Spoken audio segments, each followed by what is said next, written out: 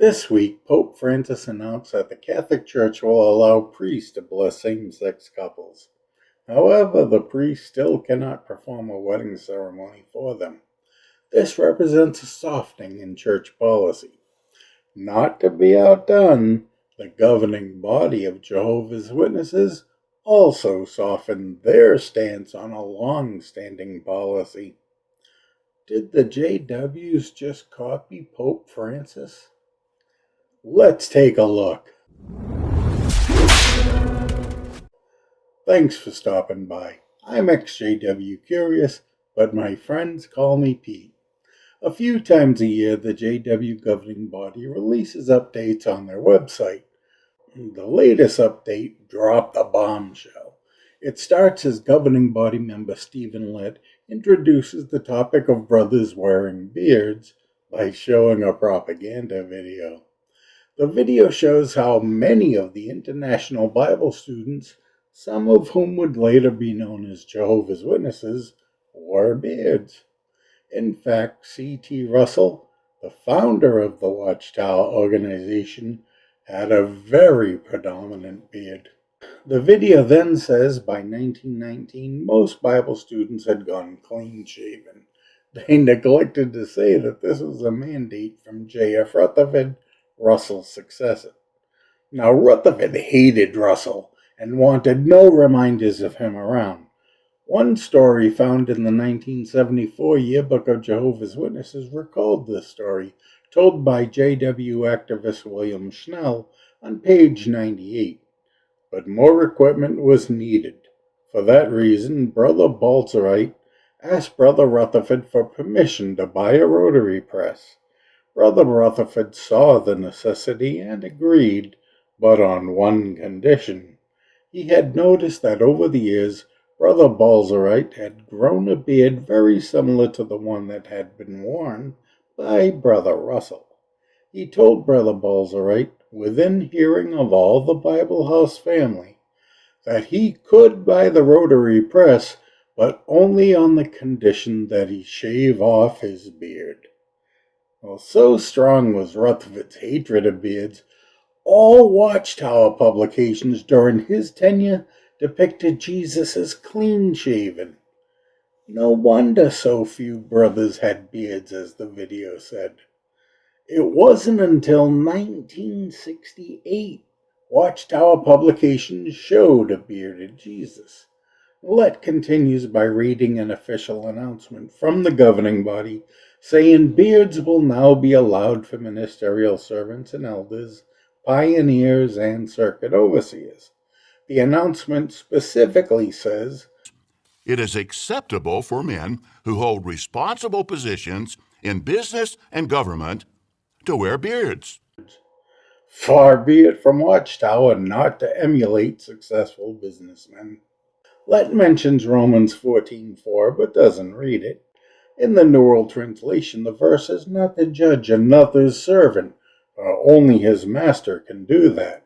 This is the governing body gaslighting JWs, in essence saying, you are all slaves. Listen to this segment from Lett. How should we view a brother who decides to grow a beard? Well, we should apply Jesus' counsel found at John 7:24, stop judging by the outward appearance. This is a great example of how the governing body misleads the JWs. The way he reads it, it seems like an appropriate verse telling Christians not to judge brothers for their outward appearance, or in this case, beards. But Stephen doesn't even read the whole verse, nor does he put it in context. If you start at verse 19 and read through to the end of verse 24, you'll see the passage has nothing to do with Christian brothers judging each other's appearance. Jesus is admonishing the Pharisees who had ridiculed him for healing a man on the Sabbath. This shows how the governing body uses the Bible to deceive JWs who merely hear this stuff and then nod in acceptance. Lett then goes into the cult leader's playbook and uses this segment to further manipulate his listeners. Well, after viewing this program, some might have to contend with strong feelings. For example, some might feel as though they've been vindicated, saying, in effect, "This is what I've been saying for a long time. This proves that I was right all along." Others might feel disappointed, saying, in effect, "I supported the policy about grooming for all those years. Now I feel let down." But is either reaction appropriate? Not really. He started by saying Christians would have one of two reactions, and according to him, they're both wrong.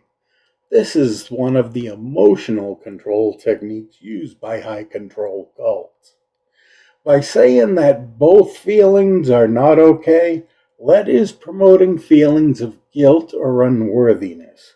We can find this in Dr. Stephen Hassan's Bite model of authoritarian control.